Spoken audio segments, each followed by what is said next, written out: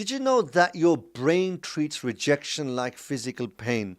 Modern neuroscience actually confirms this. Study after study shows that social rejection activates the same brain regions as physical pain. There's a specific part of the brain called the anterior cingulate cortex, which is triggered when you are feeling physical pain. It's the same region of the brain that gets triggered when you feel this emotional pain of rejection anticipation. This is also very destructive. It occurs when a person starts conjuring up events in their mind even before they have happened. They convince themselves that they will be rejected before anything even happens. Have you ever been rejected in your life, or faced rejection, shall I say?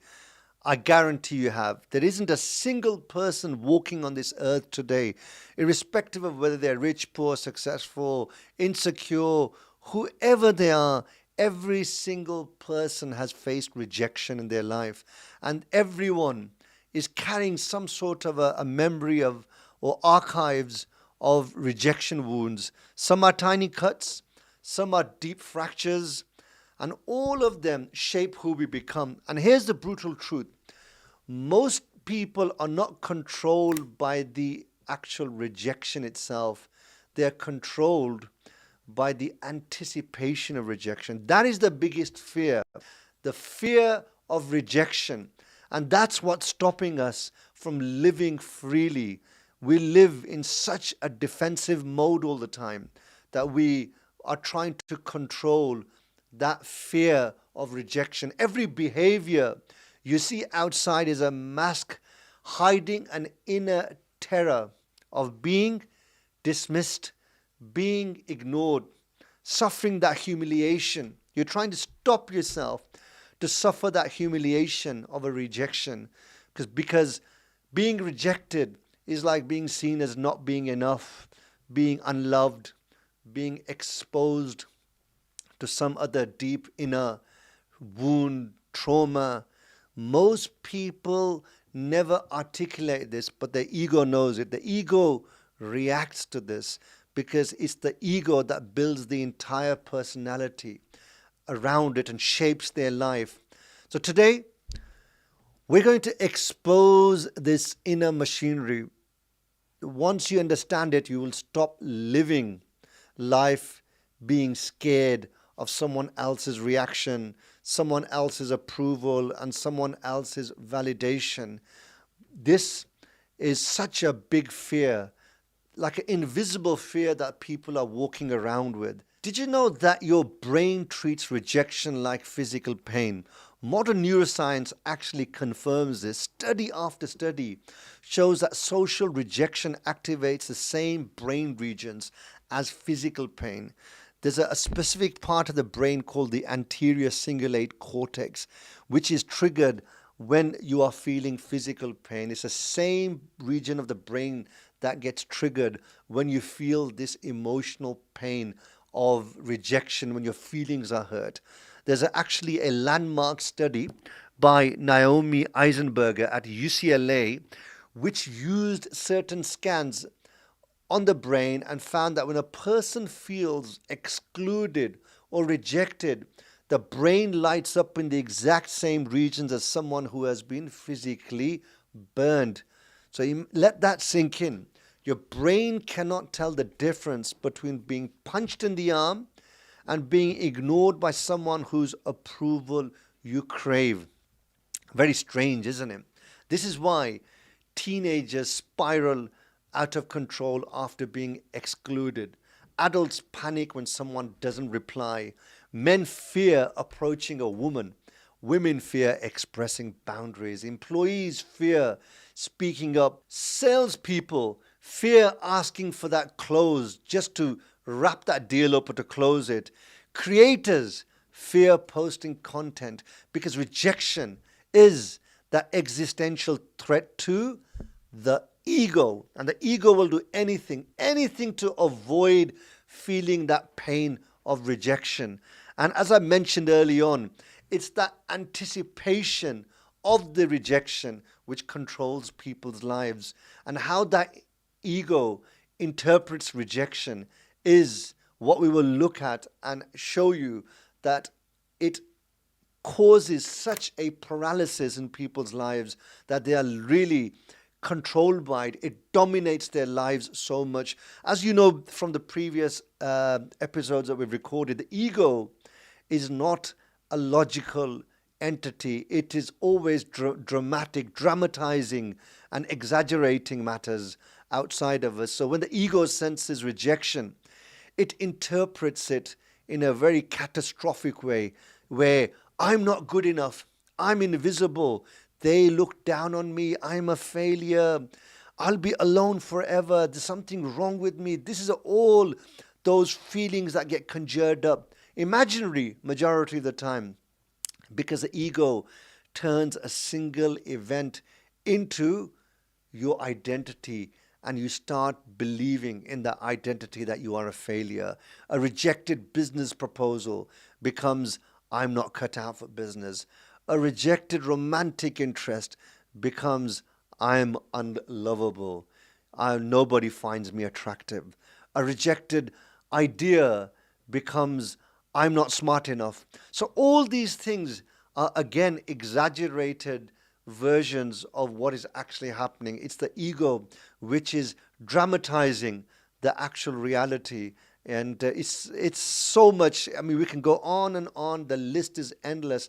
The ego always converts an experience into an identity and then installs it into your own mind as a limiting belief. This ego sensitivity is deeply rooted in our childhood. It's not something we just discover out of the blue as adults. It's rooted firmly at an early age, and that's what starts shaping our life later on as adults. This rejection sensitivity is built when a child experiences unpredictable parents, parents who are emotionally unavailable, or overly critical parents, parents who always were expecting perfectionist sort of behavior from their children, or comparison with siblings, humiliation disguised as discipline, affection used as a reward system.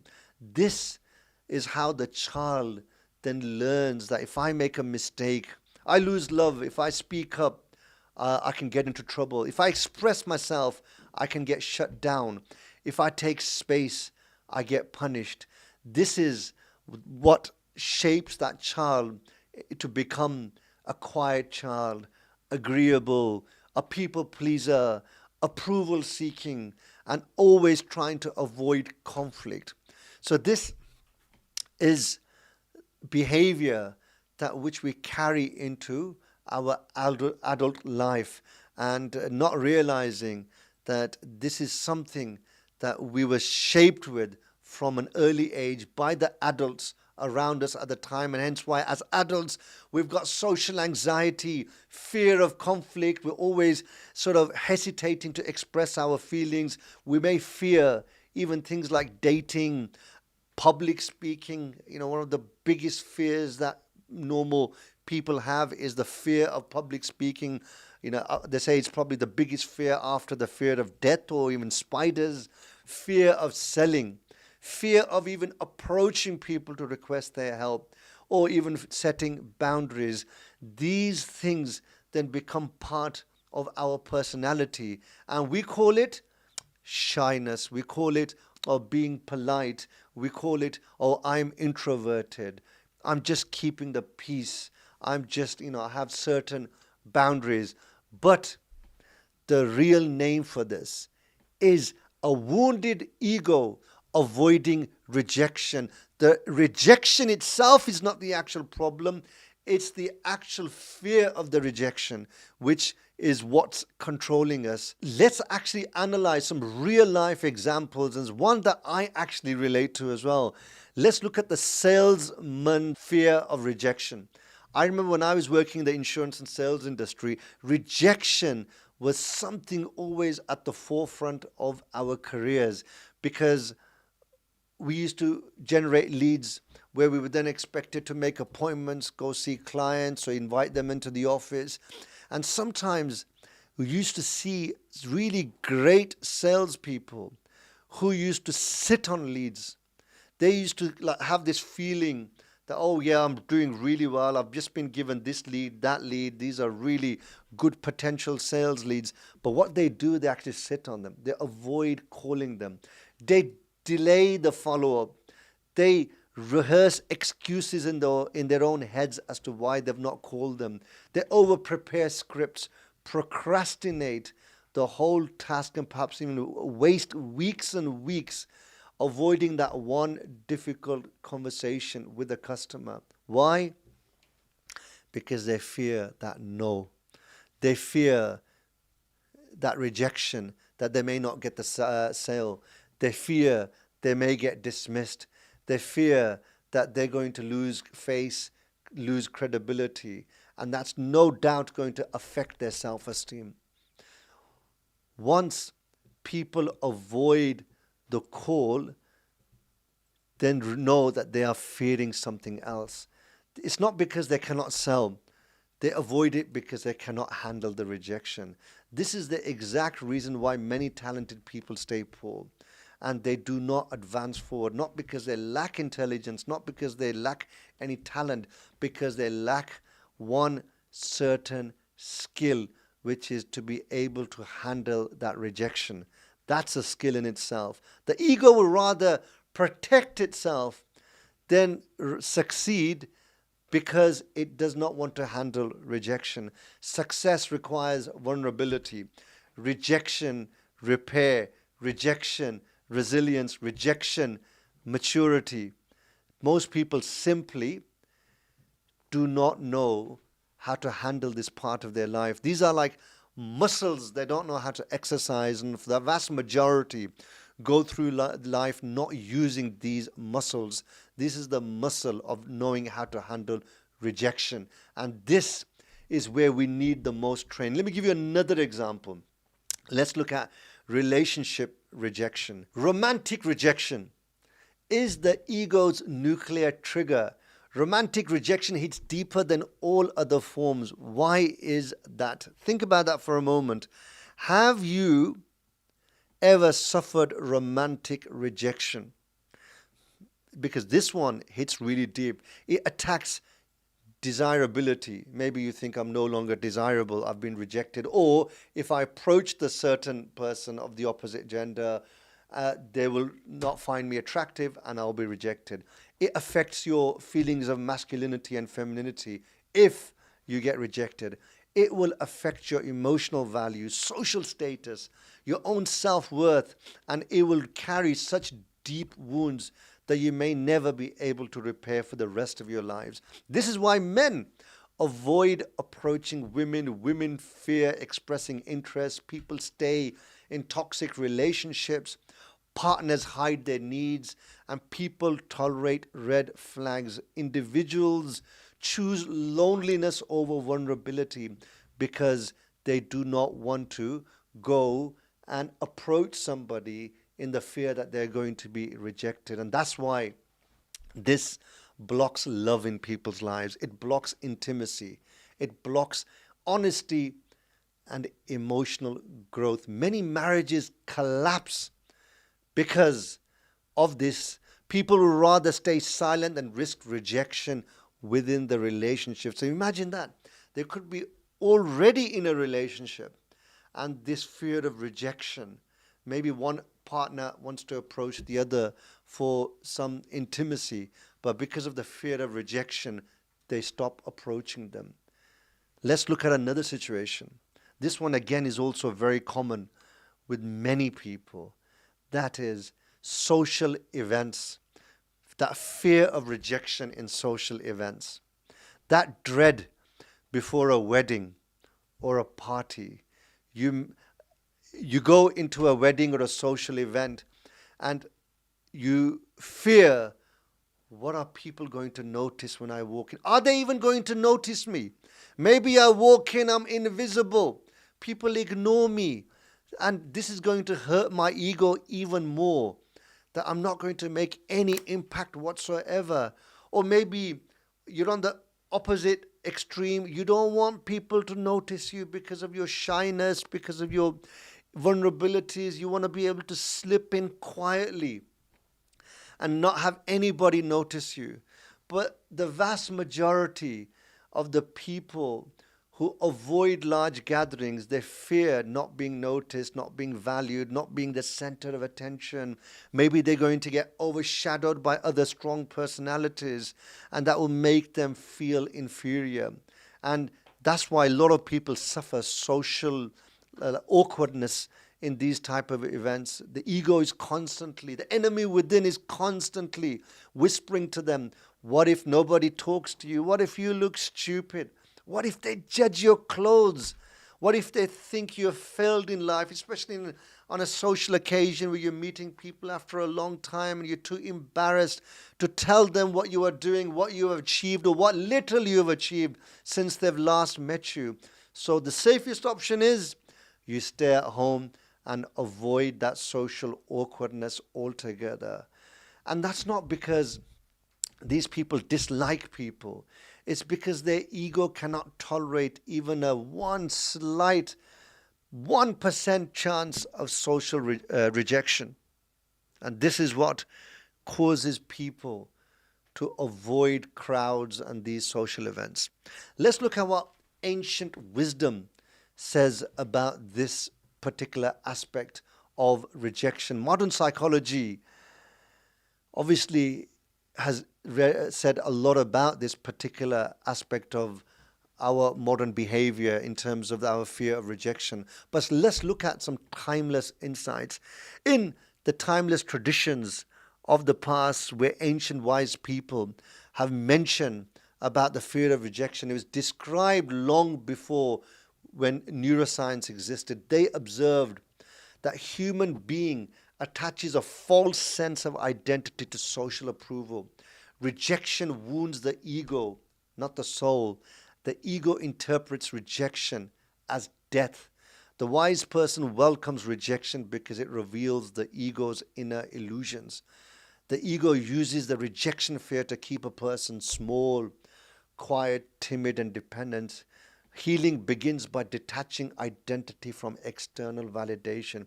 This is universal, cross-cultural, and timeless psychology. And the ancient, wise, saintly people have already told us about this enemy within, how it creates that inner voice which keeps us down and keeps us limited in terms of our beliefs and our outward success. And this is what we are trying to weave together with modern neuroscience and inner wisdom to be able to first and foremost highlight a problem, to show you exactly what's going on in your life and see how you can get out of this trap which millions of people are trapped into. I'm going back to the example I gave earlier about the social event. Just remember, if you've walked into a situation where you're feeling awkward, I promise you, guarantee you, over 90% of all the other people are feeling that same social awkwardness as well. It's just that many people are able to wear a very good mask in public and are able to disguise that. They have the same fears as you are experiencing, especially in a social event, whether it's a party or it's a wedding. They are just as vulnerable as you are. They have the same enemy within, which is constantly whispering to them and fueling that social anxiety that they have. What I want to also do is look at the different types of rejection that people experience. Many people are unable to name this or articulate it. And because they are unable to sort of describe this, they are always unable to heal from it. Because rejection isn't always loud. It could be silent, it could be subtle, and it could be even invisible, but the person experiencing the rejection is the one who actually feels it. So let's look at the first one. These could be micro rejections, the silent ones. These are tiny, almost invisible experiences that shape your confidence without you noticing. Someone's tone changes. Someone replies late. Someone gives a cold smile. Someone forgets to include you. Or they don't laugh at your joke. And then you think, that, this is a form of rejection. Someone stops replying to you mid-conversation. It may be that they are not rejecting you, but this is your perception that no matter how small, but the ego picks this up and magnifies it. And you start having this inner dialogue that, what did I say that was wrong? Are they bored of me? Do they no longer find me attractive? I'm being sidelined. These micro rejections accumulate into social withdrawal, where maybe you start developing this resentment. Maybe you start, wanting to seek the approval of the other person because you're a people pleaser and you think that you may have upset them. It creates this hypersensitivity inside of you. The ego hates this ambiguity. So when it senses any gap, it tries to fill it with self-doubt and these limiting thoughts that you start conjuring up in your mind. Number two, identity rejection. This is the deepest wound that some people experience. This is when a person feels rejected for who they are, not for what they did. It includes parents rejecting their children's personalities, partners rejecting emotional needs, friends rejecting core values, and workplaces rejecting individuality, society rejecting differences. This form of rejection attacks the ego at its root. Who I am is not enough for the world because it's attacking your identity. People suffer this identity rejection, and it becomes a deep wound for them. They become obsessed with being liked for their differences. They fear this of even expressing their opinions in case people reject them. They start overthinking and they start emotionally shrinking in groups, so they do not speak out in the fear of being rejected, because identity rejection is one of the main creators of fragile egos in adults. If a child repeatedly hears, "Why can't you be more like your brother? Stop being so sensitive. You're too emotional.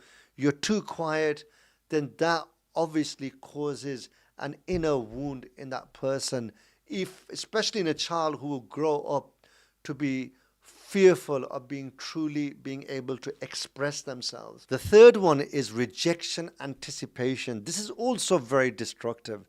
It occurs when a person starts conjuring up events in their mind even before they have happened. They convince themselves that they will be rejected before anything even happens. For example, "Oh, I better not call them. They won't pick up my call, so no point ringing. She'll never be interested in someone like me. They'll ignore my message, so I won't text. I won't get the job, so why apply? People will judge me, so I won't go. My idea will be mocked, so I'll stay quiet. They will say no, so I won't ask."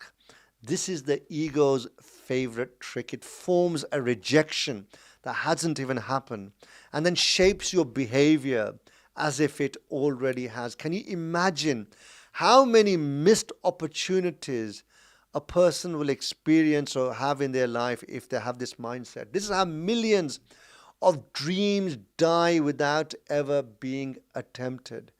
This is how many relationships are killed off even before they are started. This is why this is so destructive. The ego has certain defense mechanisms which it deploys to avoid this pain of rejection.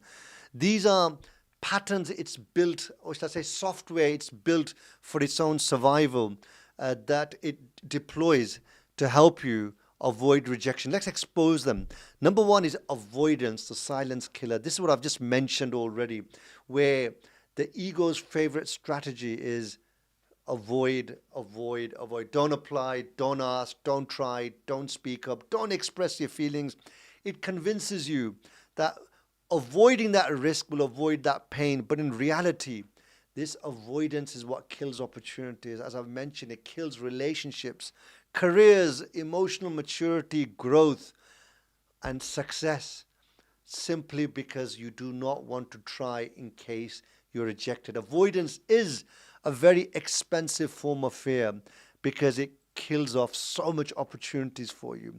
Number two is overachievement, the hidden mask. This is the opposite of avoidance, but just as destructive.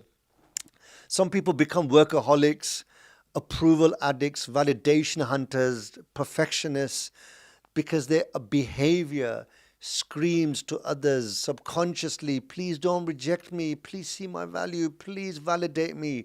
Many successful people are fueled entirely by this unresolved rejection wounds that they are carrying.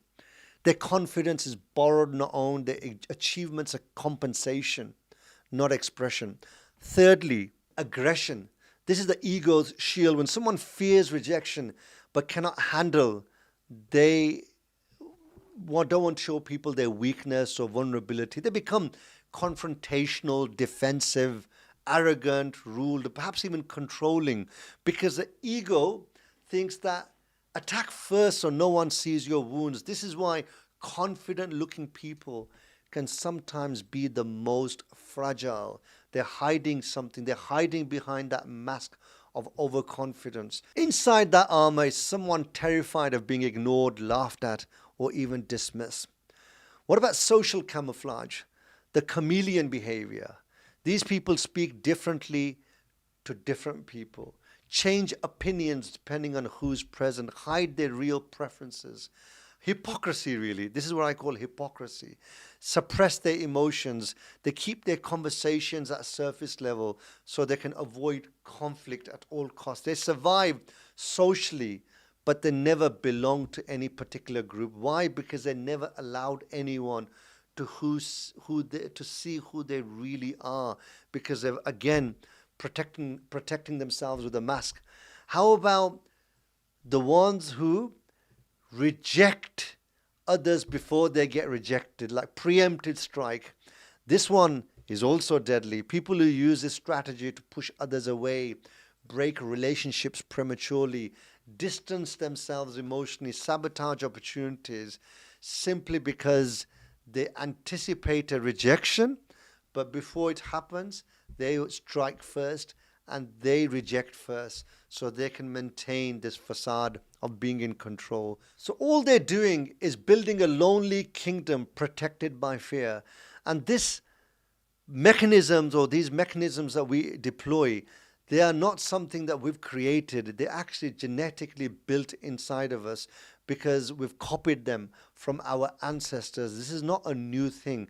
But okay, the amount of social awkwardness has probably increased manifold, but our previous generations also had these same sort of coping mechanisms that we have probably inherited. Maybe they did it a little bit differently.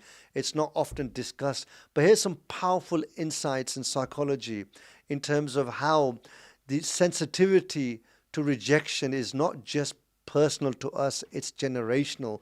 We've inherited it. We've grown up perhaps with a parent who's never expressed emotion, a parent who's constantly overreacted, a parent who always feared rejection themselves, and a parent who never showed their true vulnerability and wore a mask, a parent who lived always to please other people. And then these are the things that we inherit from the previous generations. Parents don't teach their children the coping mechanisms because they don't know how to control them themselves. So they basically allow their children to grow up and discover things for themselves. And many grow up into adulthood without knowing the answers how to deal with it. So now, without having to know how the ego controls them through this fear and how to basically have a successful antidote to survive. So likewise, if one of your parents was overly sensitive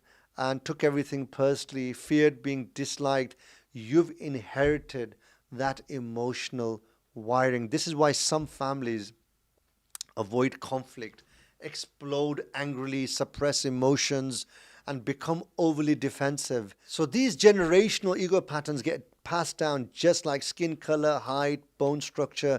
You didn't create them, you just inherited them. But you must learn to overcome them and create those antidotes to lead a more successful life, because this same ego rejection, fear of rejection, is hampering your work, your business, your potential leadership in the future. And this is why many people stagnate in their whole lives and never rise above others.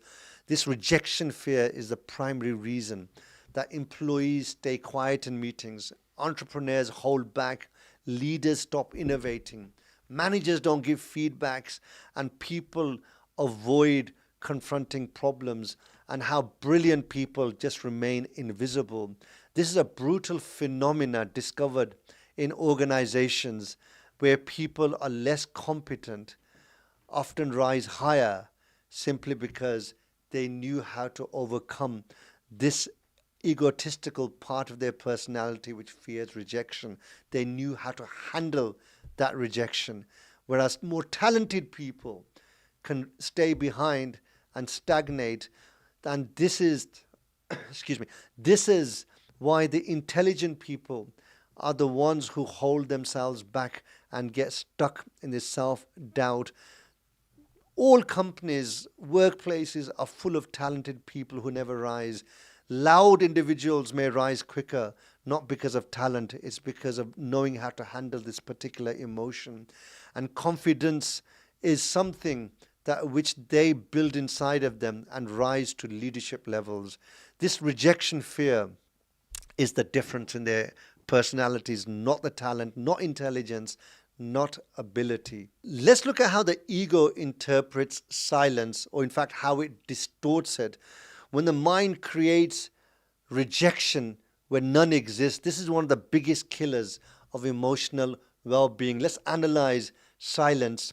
You send a message to someone, they don't reply. You pitch an idea, they go quiet. You call, they don't pick up. You share a thought, they don't respond. You show interest, they withdraw. How do most people interpret this silence? Oh, they're ignoring me. They don't care. They're not interested. They're offended. They're rejecting me.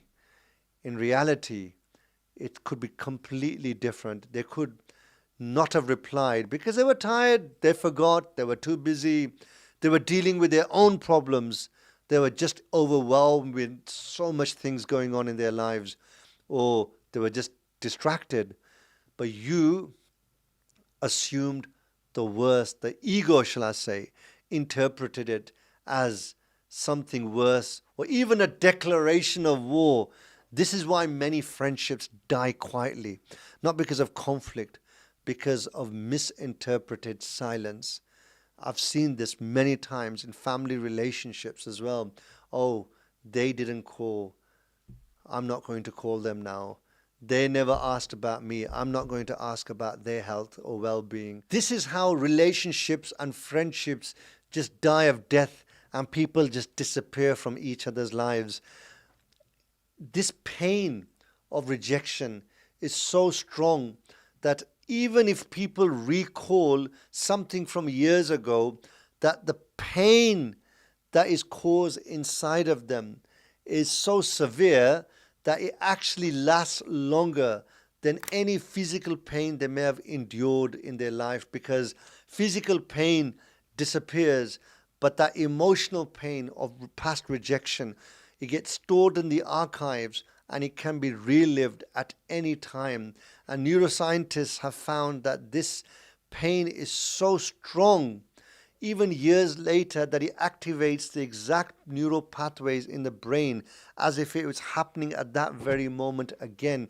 This is why something that happened 20 years ago can be relived as a real life pain moment and experience again at this very moment in time. The brain doesn't distinguish between the event of the past, the imagination, the memory. It will recall it as if it's happening to the person right now. So the fear, let's say you felt when the girl rejected you when you were even 19 years old, or you failed to get that job after university, or the teacher that humiliated you at school when you were 10 years old, you will feel that rejection still actively as if it's still an existential threat in your life, and that pain is absolutely fresh, because rejection changes your identity, not your emotions. So people say, oh, it's in the past, move on, forget about it. But the inner world doesn't work like that. Your past rejections become your ego's rule book. Don't express yourself. It's unsafe. Don't be vulnerable. It will backfire. Don't do this because you will get humiliated again like you did 10 years ago. So this is why people stop trusting others, and they avoid anything that will relive that similar moment of that rejection, which happened, as I've said, even decades ago.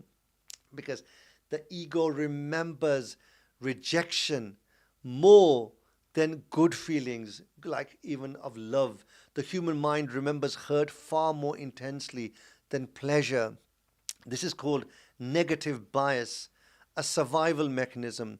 In ancient times, people had to remember the danger of the past just as a survival mechanism to keep them alive and to avoid that danger again. So if your brain uses the same software in your mind as our previous ancestors did, this is called negative bias, a survival mechanism. In ancient times, remembering danger kept you alive. But now your brain uses the same circuitry to store that emotional pain. Studies have shown that one rejection is equal to the emotional weight of 5 previous positive experiences, whereas one insult has the same sort of impact of 3 previous compliments. One betrayal has on the other side the same equal weight of the emotional imprint of 10 reassurances. This is why compliments don't heal you, achievements don't fulfill you, success doesn't fix you, praise doesn't satisfy you, because the ego always returns to the deepest cuts which are deposited into the archives of our brain. Many people who look successful from the outside perhaps carry a storm on the inside, where they've built their entire lives around the wounds of the past, where they were not valued or ignored, not seen, acknowledged, loved, wanted. So this is why it's important that people do not take rejection personally, as others don't. The difference is not random. It depends on 2 internal sort of mechanisms or variables, shall I say. Variable 1, your ego structure. Some people have a good rigid ego built on perfectionism, control, superiority, and their own dominant image, which is reliant upon external validation. These people take rejection as a direct attack on their identity. Others have a flexible ego built on curiosity, resilience, humility, emotional intelligence.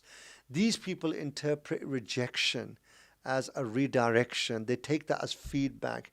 They learn from it. They want to sort of grow from the negative feedback.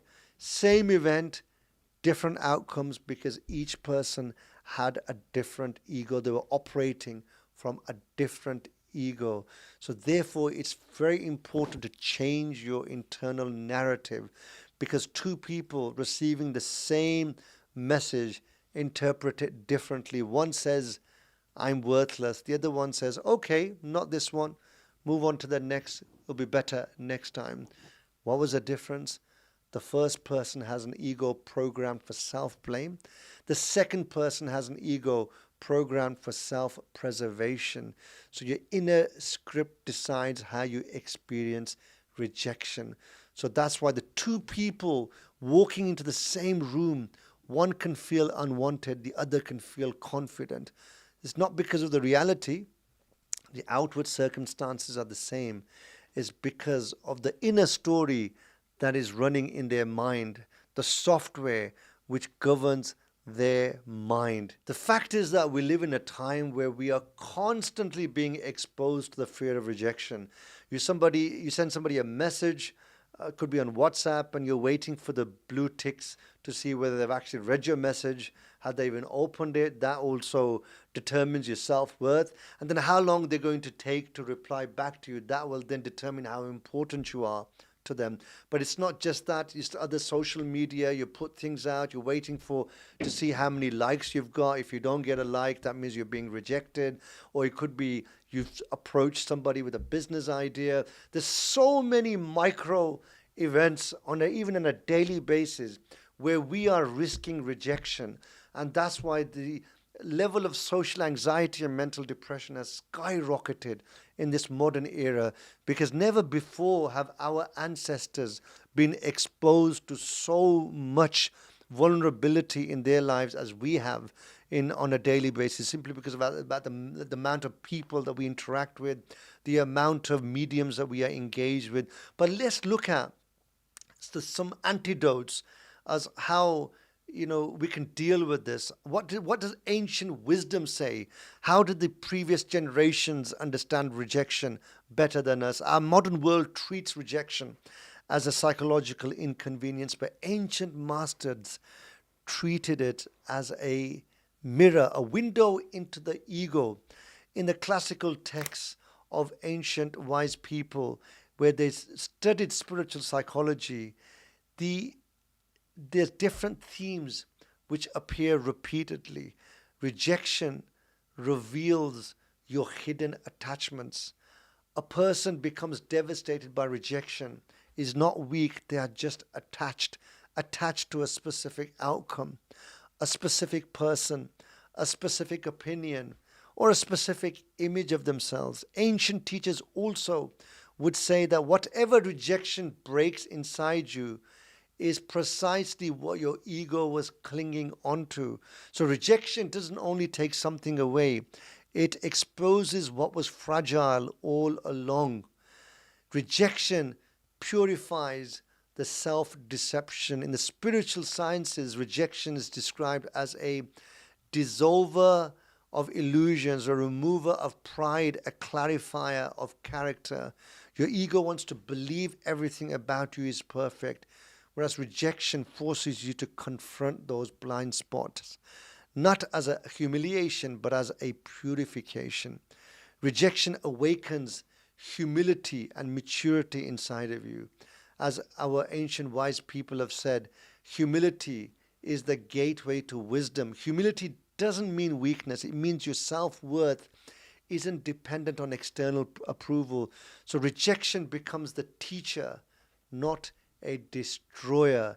This is the most important thing, that through that rejection, you will actually refine your character and bring more wisdom into your life. But because if we keep avoiding that rejection, we will never ever learn from it. Just remember that each time you avoid a rejection, you are actually performing a self-rejection. The outer world didn't need to say no because you've said no to yourself first.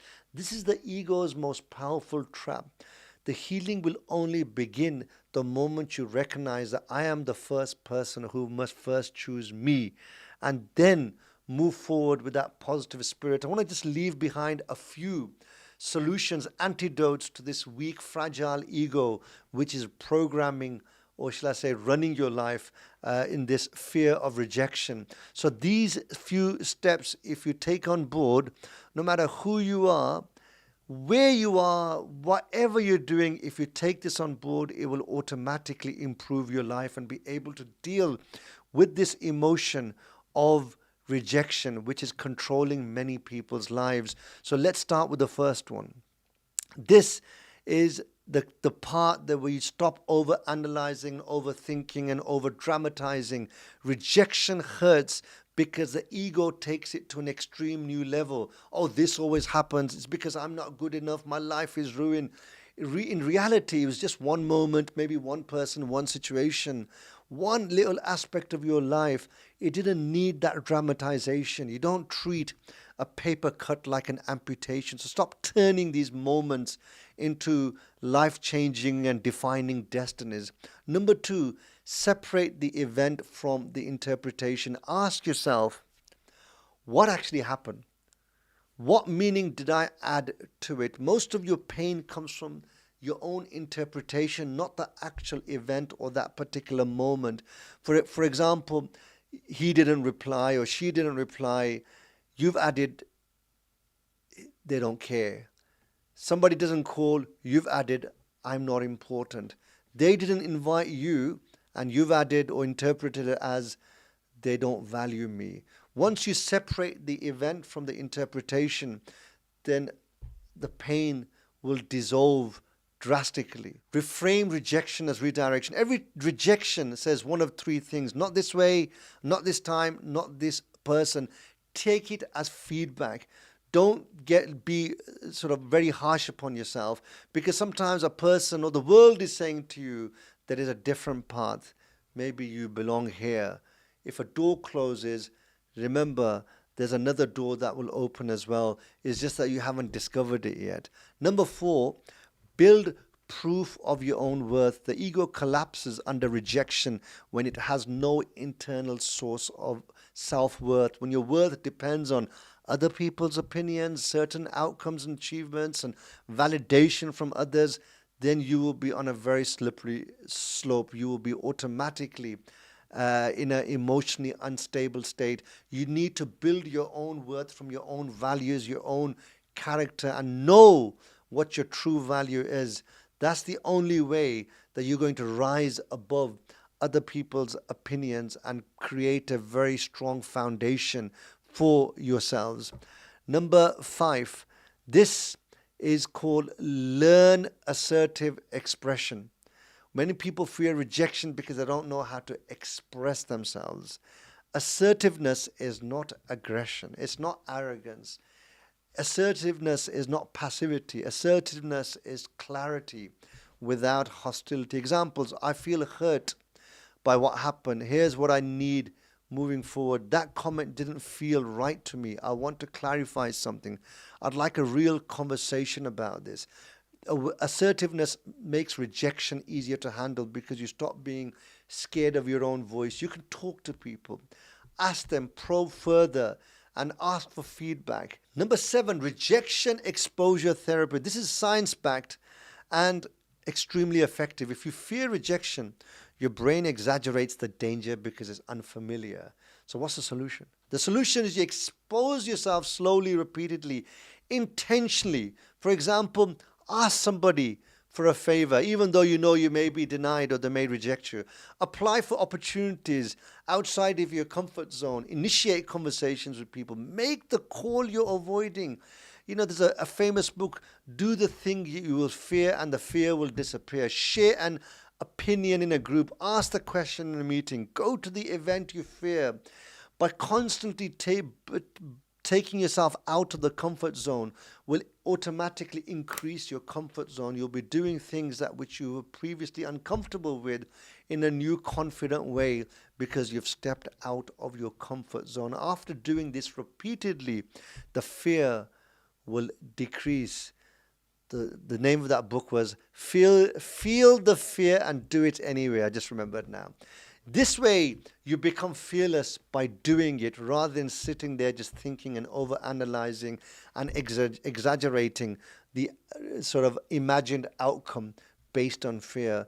So, in final words of encouragement is for you, imagine if you walk into a room, even if 100 eyes are looking at you, don't fear. Don't let your chest tighten. Speak. Be confident. Express your thoughts. Don't overanalyze what people are going to be thinking about me, what they're going to be judging me about, the way I look. Final few words. Just remember, you're just the same as any other person. They have the same fears. They have the same enemy within, which is also dictating their life. But you need to stop letting that fear control you and dominating your life. You need to think that I am an individual.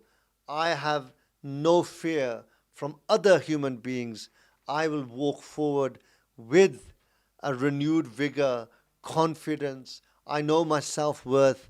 I know that I am a very valuable person. I have something important to contribute. That will allow you to be able to speak in public settings, ask questions, pick up the phone, or even answer somebody's phone that you may be even too scared to even answer. This is the moment you become unstoppable. Rejection will happen, but you know that it will no longer break you. It will no longer control you, because the most important person in your life is you, and you are the one who has now said yes, and you will not let this self-limiting belief software that is running your mind to continue to dictate to you and live that life in fear. So move forward in confidence and take charge, because you are worth it.